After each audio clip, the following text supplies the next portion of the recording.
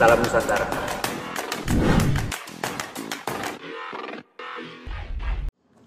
Salam Nusantara, sahabat Opolnus, terima kasih sudah bergabung bersama kami. Semoga nanti apa yang kita sampaikan akan bisa ada kemanfaatan. Dunia politik hari ini sangat gonjang-ganjing. Arusnya deras dan terjadi turbulensi yang hebat. Kali ini kita akan bahas turbulensi politik dalam tajuk Tragedi Konstitusi 2024. Bersama kita telah hadir seorang politikus muda tentunya. Sebagai politikus yang sekarang menduduki posisi wakil ketua umum di Partai Kebangkitan Nusantara dengan rekam jejak politik di legislatif dan eksekutif. Tokoh satu ini tergolong istimewa karena masih muda usia. Di situ gantikan generasi tua. Hari ini kita lihat pemirsa begitu rupa. Bersama kita Bung Gary Habel Hukubun. Terima kasih Pak Ketum, luar biasa kehormatan. Iya. Wow. Setelah Purnama ya. Akhirnya mestakung ini. Mungkin semesta mendukung. Saya ngikutin Bung Joni ini bahasanya kreatif ya. Mestakung, Gary apa sekilas ada luar biasa memang. Terima kasih. Bentuk cinta kami terhadap tokoh-tokoh. Siap. Bentuk cinta kami supaya jejak digital merekamnya. Ya. Terima kasih sekali lagi, terima kasih. Kehormatan buat Opolnus. Luar biasa. Siap. Bung Gary, Ya.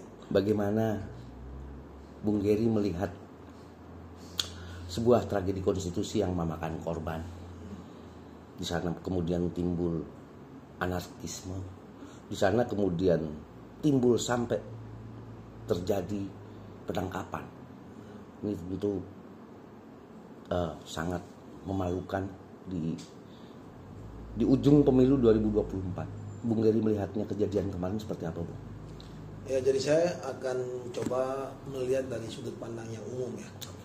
Kalau hari ini mungkin masyarakat lagi bisa dikatakan marah karena ada beberapa kejadian yang kayaknya luar biasa dan mungkin tidak sering terjadi di Republik ini. Ya. Saya berpikir bahwa sebetulnya malah ini adalah sebuah hal yang bisa semakin memastikan bahwa itulah manusia. Ya, jadi saya ingat perkataan dari Abraham Lincoln kan, kalau mau tahu sifat asli seseorang bila dia kekuasaan, tentu manusia pada dasarnya semua sama. Ya. Jadi tapi dalam konteks kita berbicara tentang situasi negara saat ini, kalau kita bicara secara objektivitas juga sebetulnya masing-masing mempunyai argumentasi masing-masing yang sebenarnya bisa dipertanggungjawabkan. Sehingga yang menjadi acuan utama dalam sebuah bernegara adalah rakyat sebetulnya. Jadi bahwa yang paling tertinggi dari semua itu adalah rakyat. Jadi suara rakyatlah yang menjadi pertimbangan tertinggi dalam sebuah perjalanan sebuah negara, bangsa dan negara. Jadi ya bisa dikatakan bahwa ini sebuah kondisi yang hampir, menurut saya hampir bisa jadi masalah besar dan chaos ya. Walaupun akhirnya keputusan MK itu akhirnya belum bisa dikatakan tetap diikuti ya. Tetap diikuti. Tapi saya juga ingin menyampaikan dalam kesempatan ini bahwa untuk mungkin bisa dipahami secara umum, mungkin sebagian besar orang yang mempertanyakan sikap DPR ini, mereka mungkin harus lebih tahu detail juga bahwa produk undang-undang itu pasti hanya lembaga legislatif yang bisa membuatnya. Jadi salah satu dari 3 fungsi DPR itu adalah membuat undang-undang. Sehingga memang bahwa apapun ceritanya seharusnya rancangan undang-undang itu harus dilakukan. Menyangkut apa isinya, nah ini yang ditanyakan. Tapi bahwa produk undang-undang itu adalah di lembaga memang kewenangan DPR. Ya, jadi ada beberapa hal-hal yang saya pikir terlalu spesifik dan rinci sehingga mungkin masyarakat umum kurang paham di situ. Tapi secara global mungkin ada kesan memang bahwa DPR tidak setuju dengan apa yang seperti pengusulan dari MK itu. Jadi saya lihat dari plus minus lah. Tapi pada intinya manusia itu yang sangat menjadi ujian terberat itu adalah bagaimana pada saat kita berkuasa atau uang. Oke, baik. Gitu. Iya. Itu selalu menjadi variabel orang mengambil keputusan ya, Bu. Ya. Kalau melihat secara global 5 tahun terakhir, produk yang dihasilkan para politikus yang notabene bernaung di dalam partai politik itu menurut Bung Gary produknya tuh sudah oke nggak, dalam artian produk-produk mereka politikus itu betul-betul menguntungkan rakyat. Undang-undangnya seperti MK ini kan justru kalau kami melihat MK ini sangat menguntungkan. Ini adil dan proporsional karena angka-angkanya tidak pada kursi tapi pada persentase. Nah, ini secara masyarakat menginginkan itu, tapi kenapa itu justru dihasilkan bukan oleh politisi? Lalu selama ini padahal itu domain dia sebetulnya, dia yang melakukan, dia yang ini, tapi kenapa malah justru yang melahirkan itu dari Mahkamah Konstitusi? Menurut Bung Gary gimana ini? Jadi kita mesti tahu bahwa di dalam legislatif itu kan terdiri dari berbagai partai politik, ya, yang mempunyai perwakilan di situ. Contoh seperti gugatan yang dikabulkan MK untuk parliamentary threshold yang dari 4% diinginkan. Tentu juga dari teman-teman di sana pun pasti keberatan karena dengan itu berarti mengurangi porsi mereka. Sama juga dengan kita bicara tentang harus punya jumlah kursi seat yang menjadi dasar. Sementara jumlah suara itu sementara belum dihitung.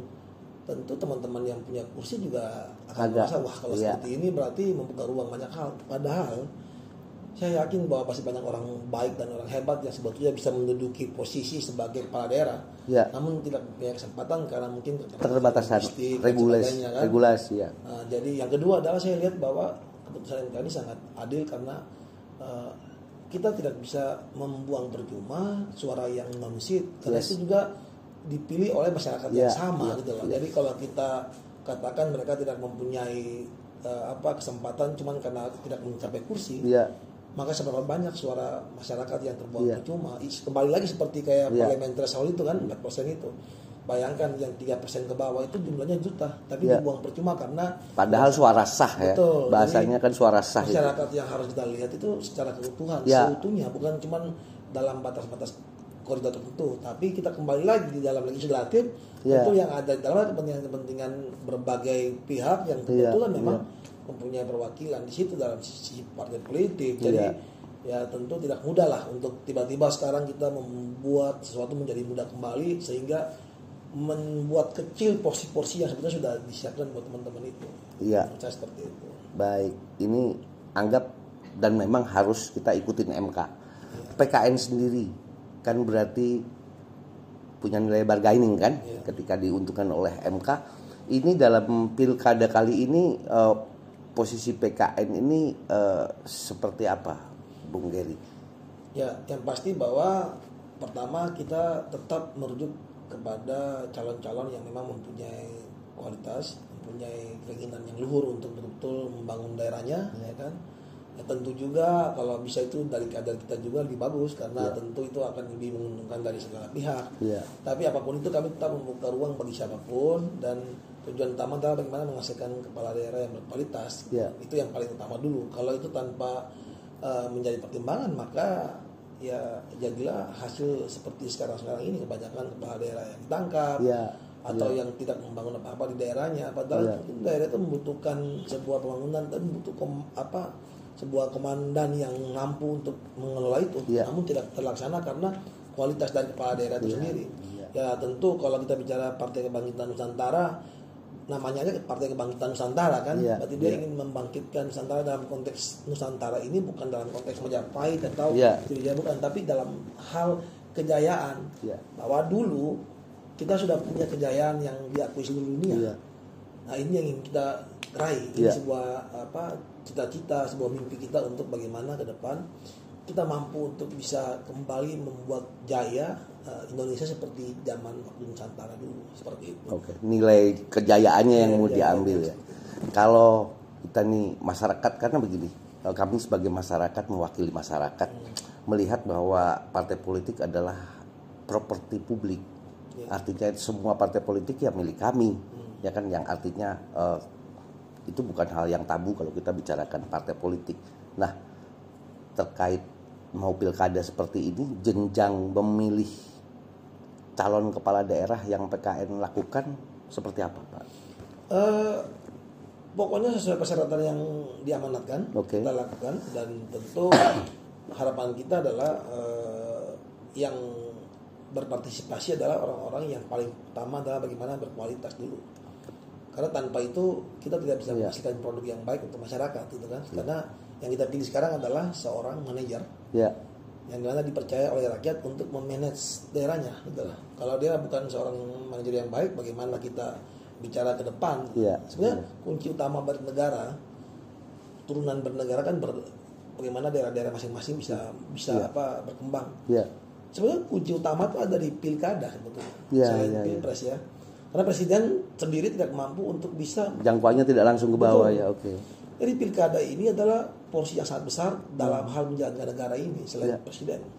Kalau kita punya kepala daerah yang berkualitas, maka itu sangat membantu kepala negara untuk bisa membangun bangsa dan negaranya itu. Jadi sebenarnya kualitasnya ada di sini. Produk partai politik adalah kepala daerah itu ya. Jadi harapan saya betul bahwa kita membuka ruang semaksimal mungkin bagi siapapun yang ingin untuk, mungkin Bung Joni juga pengen jadi misalnya wali kota Ambon misalnya kan. Tapi bagaimana kita mungkin keterbatasan logistik dan sebagainya. Padahal niat itu betul-betul tulus dan ingin bangun dan punya kemampuan. Nah itu kejadian terjadi 90% di Indonesia kalau saya bilang. Banyak orang yang berkualitas tidak mendapatkan kesempatan. Apalagi dengan sistem politik yang terlalu membuka ruang untuk transaksional seperti sekarang. Tentu orang-orang yang mempunyai akses baik logistik maupun juga akses dari sisi orang dalam atau orang-orang yang saudaranya, keluarganya mempunyai power, itu akan lebih mudah mendapatkan porsi itu dibandingkan orang-orang yang sebetulnya niat baik tapi mungkin nggak punya logistik dan sebagainya seperti itu. Baik, kita sudah menangkap ya bahwa politik itu mahal, menarik sekali tadi Bung Gary sampaikan, transaksional segala macamnya. Nah, di pilkada ini tentu tidak bisa dipungkiri. Tahun lalu kami masih mendengar salah satu partai tanpa mahar, tapi hari ini tak satu pun partai yang bilang kami tidak pakai mahar. Artinya memang barang itu terjadi. Bagaimana kalau itu menjadi salah satu kendala orang yang berkualitas karena keterbatasan itu sehingga tidak tembus? Apakah partai politik memberikan ruang untuk mereka melalui interview misalnya? Karena jelas ketika sudah bicara transaksional seperti yang tadi, jelas itu hanya untuk kaum menengah ke atas jelas. Nah sementara yang di kaum menengahnya tapi cendekiawan dia tidak dapat ruang. Di PKN bisa dapat ruang? Oh banyak. Malah kebanyakan dari kandidat kita memberikan dengan sangat gratis karena kita tidak salah. Jadi gini Pak, sebetulnya dalam konteks kita berpolitik ada hal-hal yang kita anggap wajar. Ya itu salah satunya kita mengepentingkan kualitas dan feeling kita terhadap kandidat yang memang kita lihat betul-betul ingin membangun daerahnya gitu loh. Nah kalau kita muluk-muluk juga yang misalkan mau pencitraan, misalkan kayak kita bersih sebagainya juga, itu saya rasa itu juga nanti akan dinilai sama masyarakat terlalu berlebihan. Kan? Tapi dalam konteks ini saya berharap bahwa ada ruang-ruang yang bisa dibuka, jangan dibatasi sehingga orang-orang itu bisa mendapatkan peran juga. Nah, sekarang contohnya salah satu produk MK ini menurut saya sangat bagus karena membantu banyak masyarakat yang kira-kira punya keinginan untuk menjadi kepala daerah karena betul-betul punya keinginan untuk membangun gitu kan. Jadi saya pikir bahwa yang paling utama itu adalah aturan dan regulasi. Kalau aturan dan regulasi itu memang membentuk situasi itu untuk tidak bisa, maka ya orang nggak punya pilihan lain. Di saat pilihan lain semakin terbatas, di situ bisa di mana bargainingnya akan tinggi. Bargainingnya akan tinggi itu selalu dikonversikan dengan biaya. Tetapi kalau pertimbangan ada banyak pilihan untuk seseorang menjadi kepala daerah, saya pikir bargaining untuk orang menjadi kepala daerah semakin besar, tentu urusan-urusan transaksional itu akan semakin kecil. Sepakat. Nah, jadi salah satu produk MK yang saat ini saya pikir sangat mewakili masyarakat. Gitu. Jadi ya harapan saya bahwa seperti ini akan terjadi sampai pendaftaran, bahkan sampai selesai pemilu kita mendapatkan kepala daerah yang betul-betul berkualitas. Mungkin di last minute akhirnya dapatkan kesempatan untuk mencalonkan diri. Nggak apa-apa. Akhirnya mereka yang dulunya sudah berpikir tidak mungkin malah akhirnya betul-betul bisa mempunyai kesempatan. Seperti itu. Istimewa. Ini media mencatat partai PKN ini partai paling bungsu yang saat itu berusia 8 bulan kemudian menjadi peserta pemilu. Itu terus sebuah catatan politik yang luar biasa. Bung Gary, hari ini PKN punya berapa kursi? Kalau saya nggak salah ingat ya sekitar 60-an. 60 seluruh Indonesia ya. Artinya 60 daerah di situ PKN akan ikut berlaga. 60 kursi dalam konteks itu berapa nggak sampai. Jadi ada yang satu daerah isinya 3 kursi. Ada yang 4 kursi. Jadi 60 kursi berarti itu ada terbagi ya. Iya, terbagi. Tapi sebuah permulaan yang sangat bagus ya. Kalau kita bandingkan, mungkin di publik banyak yang tidak paham bahwa mungkin dilihat PKN mungkin paling buncit. Padahal sebetulnya presentasi yang ditunjukkan di media itu adalah dalam konteks DPR RI. Itu pun juga sudah terjadi berbagai macam hal tragedi yang akhirnya PKN ini menjadi yang paling bisa dikatakan dikorbankan ya. Tetapi dalam konteks suara daerah, kita tidak berada di level paling buncit karena kita mempunyai kursi yang ada di angka puluhan, bahkan mendekati ratus, ada yang cuma belasan. Jadi itu juga karena tidak terpublish, jadi mungkin orang tidak paham. Tapi pada dasarnya kita tidak ada masalah dengan dan tidak perlu untuk membandingkan. Kita berpikir tentang bagaimana kita memperbaiki apa yang menjadi kekurangan kita. Saya mempersiapkan diri untuk kita menghadapi pilkada dan lain-lain di pemilu legislatif di 2029. Itu yang paling penting. Luar biasa. Tentu ini ditunggu publik kiprahnya. Kalau PKN ada rencana untuk mengumumkan, mempublish kepala daerah yang mendapat rekom dari PKN? Itu tidak mekanismenya tidak seperti itu ya, John. Jadi biasanya karena ini sifatnya daerah, biasanya itu masing-masing dari daerah yang sudah mendapatkan rekom, itu dia mempublish sendiri di daerah masing-masing. Itu kadang-kadang ada penyerahan dan sebagainya, dokumentasi seperti itu. Tapi bukan dalam konteks kayak kita memberikan dukungan presiden. Itu. Tapi pada dasarnya bahwa ini adalah bagian dari proses politik yang memang harus dijalankan, ya kan, sehingga roda politiknya berputar terus, roda demokrasi ini bisa berjalan. Ya harapan kami bahwa di 2024 ini kita menghasilkan produk-produk kepala daerah yang luar biasa, yang punya kemampuan untuk membuat inovasi. Ya kan? Tentu karena setiap kepala daerah yang bagus, daerahnya pun akan berubah. Dan itu akan membuat sebuah perubahan yang bagus buat masyarakat. Harapan saya sih seperti itu aja. Tergantung manajerialnya yang Bung Gary sampaikan. Sahabat Opus, kita break sejenak.